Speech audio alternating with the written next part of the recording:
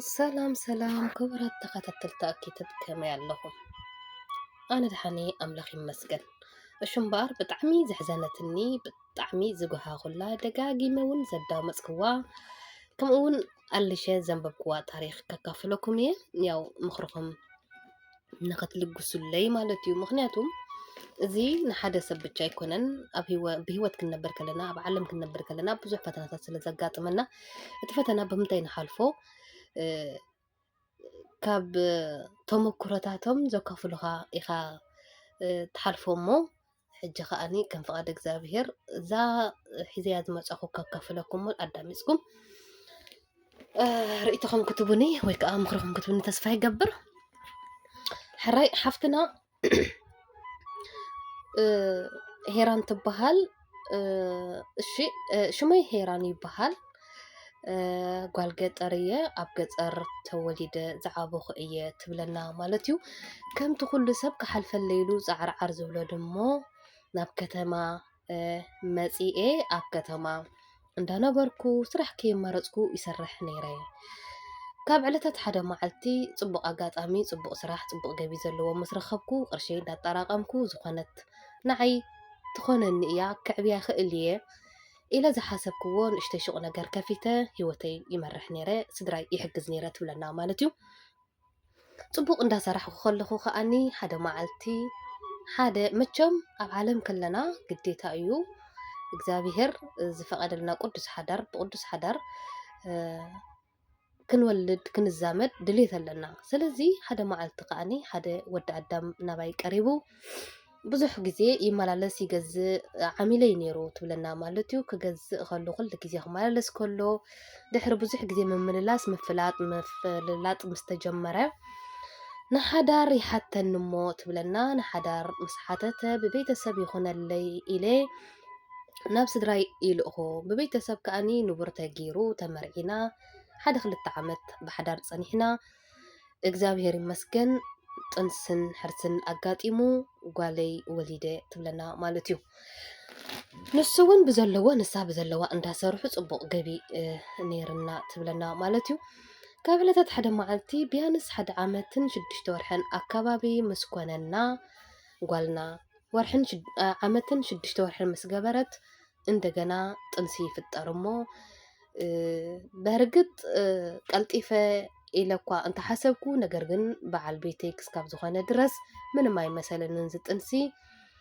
ይኸው ጠኒሰ ኣለኹ ኢለ ምስ ነገርክዎ ያን ያህል ደስተኛ ኣይኮነን። ነገር ግን ፍሽኽ በለኒ ትብለና ማለት እዩ። ድሕሪ ፍሽኽትኡ ገፁ ስለ ዘንበብክዎ እሂ ደኣ ደሰ ይበለካ እንድዩ ክብሎ ተወከስክዎ። ንሱ ድማ ያው ኣነ እኳ ሕጂ ኣይምደለኹን ነይረ ነገር ግን ሓደ ግዜ ኮይኑ ይብለኒ እሞ ኣነ እውን ብዙሕ ኣይካበድክዎን ያው በዓል ቤተይ ክስካብ ዝኾነ ካሊእ ኣይሓሰብኩን እግዚኣብሔር ዝሃበኒ ብፀጋ እየ ተቐቢለ ይነብር ነይረ።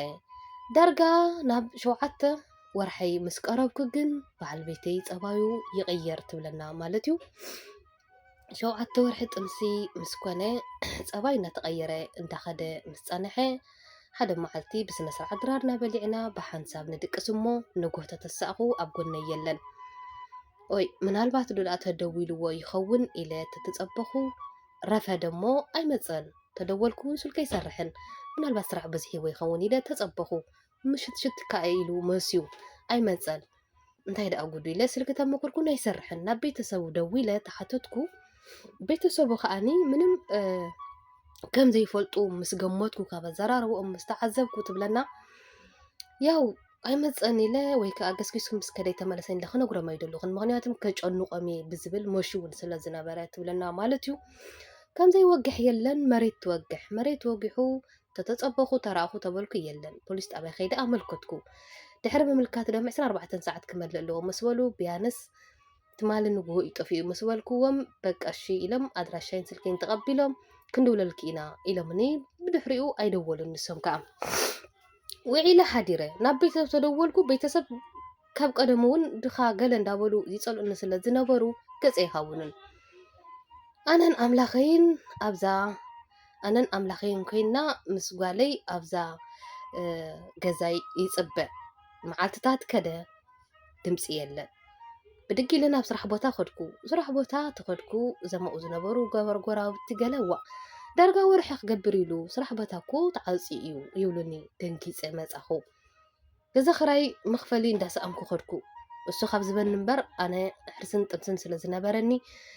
ስራሕ ኣይኸድን ነይረ ምክንያቱም ቆልዓ ሒዝካ ስራሕ ስለ ዝኸብድ ኣነ ጠቒለ ክሰርሖ እየ ስለ ዝበለኒ ቅድም ክብል ኣብ ናይ መጀመርታ ጓለይ ጥምሲ ማለት እዩ ስለዚ ናበይ ከይዱ ብምባል ተጨነቕኩ መዓልትታት ከደ ከባቢ 8 ወርሐይ በጻሕኩ ንኽወልድ 1 ወርሒ ቀረየኒ ተጨነቕኩ ኣብ ገዛይ ዝነበረ ካብ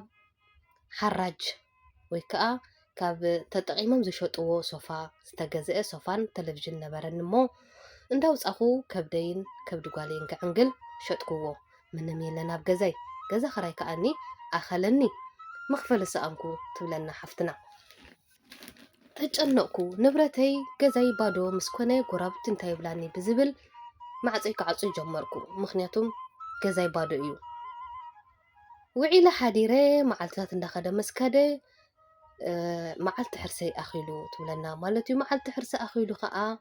ኣብ ገዛ ምንም ነገር የለን ወይናቱ ድምፂ የለ ተሸገርኩ ተጨነቕኩ ትብለና ከምዘይ ሓልፍ የለን ኩሉ መዓልትታት ሓሊፉ እዋን ሕርሰይ ኣኺሉ ገዛይ ዓፄ በይነይ ተጨነቕኩዎ ሕማም ሕርሲ ደቂ ኣንስትዮ ኣሕዋተይ ትፈልጦ ኢኽን ትርዳእኒ ትኾና ኢለ ተስፋ ይገብር ሕማም ሕርሲ ተታሒዘ ገዛይ ዓፄ እወኹ ጎራብቲ ከኣነ እንታይ ጉድ ኢለን አንኳሕኩሕን ኣተዋኒ ብኣጋጣሚ እግዚአብሔር ይመስገን ጓለይ ተወለደት ነገር ግን ድሕሪ ሕርሲ ዘሎ ቃንዛን ከቢድ ሕማምን ደም መፍሳስ ምስ በዝሐኒ አንጠላጢለን ሒዘና ንኸይደን ኣብ ሕክምና ከዓ ብጣዕሚ ደም ስለ ዝፈሰሰኒ ን5 መዓልቲ ቀነኹ ናይ ዓራትን ናይ ምግብን ብዙሕ ወጪ ኮነ ማሓዙተይ ኣይከኣላን ንሱ ክኸፍላ ጎራብተይ ዘለወን ይምግባኒ ይቕልባኒ ኣለዋ ነገር ግን እኹል ኣይኮነን ንሰን ከዓ ንባዕለን ጽባሕ ሎሚ እንዳበላ ዳ ግዝያዊ እንዳሰርሓ ዝበልዓ ዳ እምበር ትርፊ የብለንን ካብታ ዘላተን ኣካፊለናኒ እኹል ከዓ ኣይኮነን ኣብቲ መጀመርያ ቀለቤት ተባሂላ 2 ግራም ተኣክል ወርቂ ካትም ነይራትኒ ንሳ ሸይጠ ናይ ዓራተይ ከፈልኩ ተመሊሰ ገዛ ተቐመጥኩ ጠመኹ ፀማቕኹ ሓራስ ሰበይቲ እሞ ከዓ 2 ቆልዑ ሒዘ ከበደኒ ገዛ ክራይ ከዓ ኣለኒ ዘካሮይኒ ገዛ ከዓኒ ምንም ገቢ የብሎምን ብጀካ ታ ገዛ ክራይ እቶት ተዘይኮይና ካልእ የብሎምን ስለዚ ናይ ግድን ክወፅለኒ ሓደ መዓልቲ ወፃኹ እግሪ ብዝመርሐኒ ክልቲአን ደቀይ ዝነበረና ክዳን ደራሪብና ተኸዲና ከድና እግሪ ብዝመርሐኒ ክስካብ ዝደክም ተጓዓዝኩ ደኸምኩ ጠመኹ ደቀይ እውን በኸያ ቆራራውን ከይድና ኣብ ሓደ እግሪ ጽላል ኮፈልኩ ኣብቲ ከባቢ ከዓኒ ሓደ ልስትሮ ቆልዓ ረኸብኩ እሂ ደኣ ምስ 2 ደቅኺ ኣብዚ ቁሪ ኮፍ ኢልክ በለኒ ጨኒቕነ የጭነቕካ ዝሓወ ይበልክዎ በለን ግዜ ኣይሉ እግዚአብሔር ይሃቦ ሻራ መሳሊት ሃብኒ እዛ ሻራ ወጢረ ተቐመጥኩ ብጥሜት ግን ኣይከኣልኩን እሞኻ ቁርና ኣዲስ ኣበባ ብጣዕሚ ከበደኒ ካብ ዕለታት ሓደ መዓልቲ ሓንቲ ዓባይ ጓል ኣንስተይቲ ማለተይ ዓባይ ክልኮሎ ኣረጊት ኮይና ዘይኮነ ነገር ግን ልበ ሙሉእ ዝመሰለት ሓንቲ ሓፍቲ ኩሉ ግዜ እናደርበይት ለይ ትኸድ 5-10 ዳቦ እናቆረስኩ ይምገብ ነበርኩን ዓይን ደቀይን ካብ ዕለታት ሓደ መዓልቲ ግን ንዕናይ ኢላ ወሰደትኒ ሒዛትኒ ምስከደት ኣነ ግን ፈራሕኩ ከመይላ ኣሚነ ክኸይድ እንተ ንሳ ግን ናይ እግዚአብሔር ሰብ ተመሲላ ንዕናይ ኢላ ሒዛትኒ ኸደት ብጥርጣሬ ዝተመልኦን ብፍርሒ ዝተመልኦን እኳ እንተኾነ ነገር ግን ንደቀይ ክብል ኣብ ዝቁርን ጥሜትን ከይጠፍሐን ክብል ደሲኤ ከድኩ ኣብ ገዛ ኣተኹ ተኻናኸነትኒ ነፍሲ ሓፀበትኒ ክዳነዩን ቀየረትለይ ደቀዩን ዕንገለትለይ ነገር ግን